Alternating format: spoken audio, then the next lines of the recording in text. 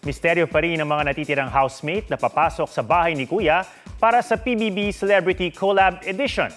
Sa episode ngayong gabi, opisyal lang nakilala ang first house guest ni Kuya, ang phenomenal content creator from Quezon City na si Ivana Alawi.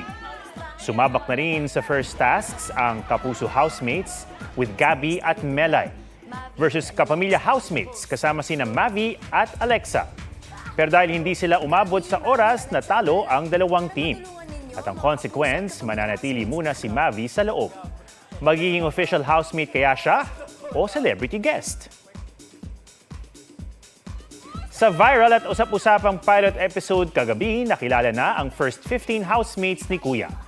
Binubuo yan ng 8 artists mula sa Sparkle, habang 7 naman mula sa Star Magic. Huwag magpahuli sa mga balitang dapat niyong malaman. Mag-subscribe na sa GMA Integrated News sa YouTube.